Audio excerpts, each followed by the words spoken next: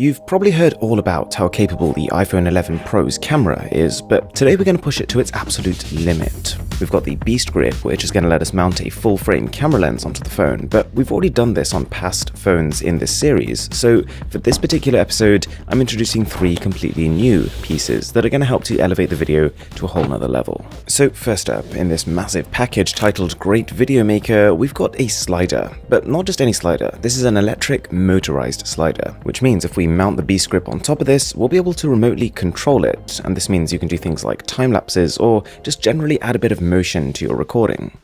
But there's more. To make the quality of the footage better, not just at nighttime but also in the day, we've got a spotlight, which should be a powerful light that can travel long distances, but also one that we can control the direction of. Oh, and also in the box we get a number of colored pads, so later in the video I'm going to attach these onto the light and see the result. This spotlight is actually made for DSLR cameras, but the Beast Grip we're using on the iPhone lets us attach it onto that. But then, to stabilize all this equipment, we've had to get hold of a top-tier Manfrotto tripod. This is cinema-grade equipment, and it is not particularly portable.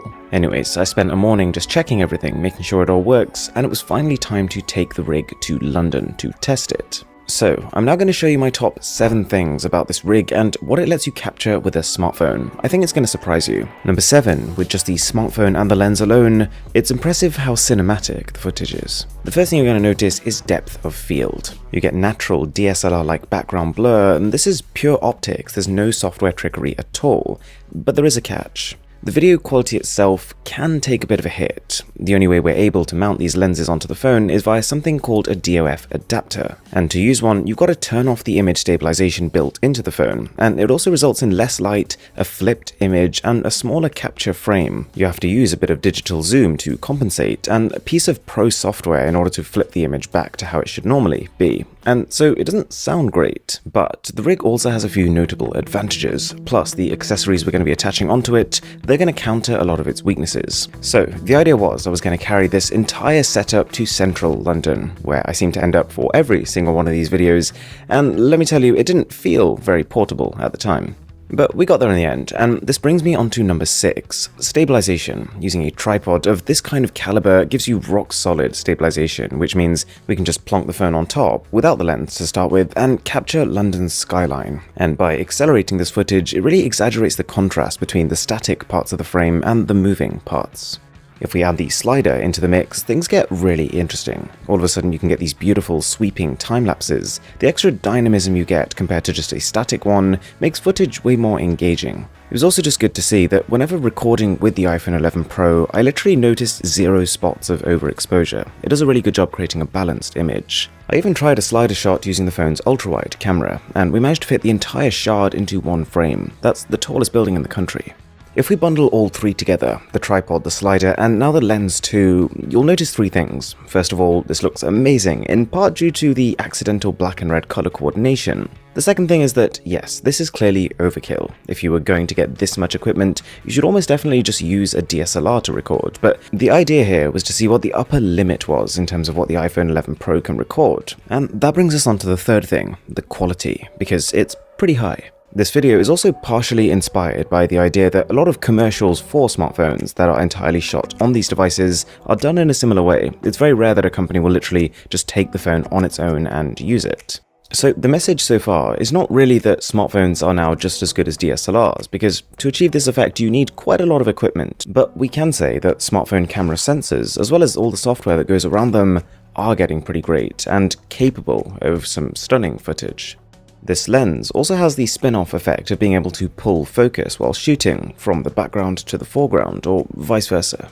And now, low-light performance, which kind of surprised me. A combination of this lamp we're using and just a really capable camera on the 11 Pro meant that even though the lens attachment is limiting the amount of light getting to the sensor, the result is still pretty crisp. Even as the light dips further and further, the crispness still holds up. Even over the iPhone XS last year, this is a marked improvement, and we need to keep reminding ourselves here, this is shot on a smartphone. It was only a few years ago where the idea of shooting video in super low light like this on a phone was unheard of. If you wanted to do something like that, go and buy a proper camera, but here we are on the iPhone 11 Pro, admittedly pretty rigged up, but still, I think it's impressive. Also, just on a bit of a side note, if you are enjoying this video, it would be amazing if you could consider subscribing. I'm really trying to push the boundaries when it comes to tech videos now. I also had a play with the color filters we unboxed earlier, which sure reduce the brightness by a bit, but they create mood, and they work particularly well if combined with one source of white light. It creates a much more interesting frame than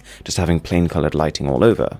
And now, one of the coolest perks of this Beast Grip system is interchangeable lenses. So for example, I could take this anamorphic lens, screw it straight in, and bam, we've got a completely different looking video. And I kinda like anamorphic. It's this super wide video format, and because of the way it works, you'll see that when we shine bright lights into it, you get this iconic horizontal lens flare. A lot of feature-length movies use this kind of lens. It's especially effective at night.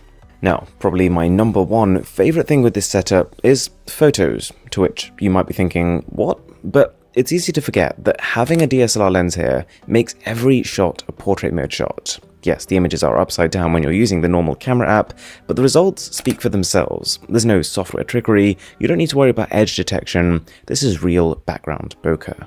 To take a look at some of the other ultimate smartphone camera rigs I've made, I'll leave some links from this video. Plus, if you haven't already seen the complete iPhone comparison video, do check that out as well, that'll be linked. It took like 2 months to put together. Thanks a lot for watching, and I will catch you in the next one.